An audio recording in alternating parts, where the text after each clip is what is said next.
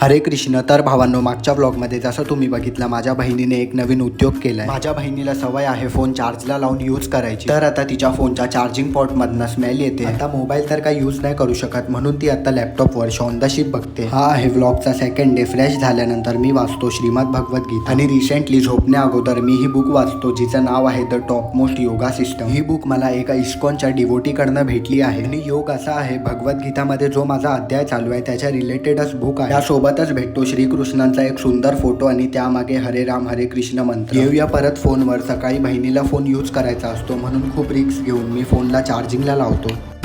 चार्जिंगला लावल्यानंतर कळतं फोनला काहीच नव्हतं झालं, स्मेल बाहेरून येत होती. दुपारी क्लासला जात असताना दिसते माझी मम्मी ह्या मांजरेला लाड क्लासेसवरनं घरी येत असताना माझी बहीण मला बोलते आमच्यासाठी मॅग्नम आणायला. म्हणून 3 मॅग्नम घेऊन आणि स्वतःची पण पोटपूजा करून येतो मी घरी आणि घेतो गपचूप बहिणीचा एक स्कूप प्री वर्कआउट. पण भावांनो, चाय पुढे काय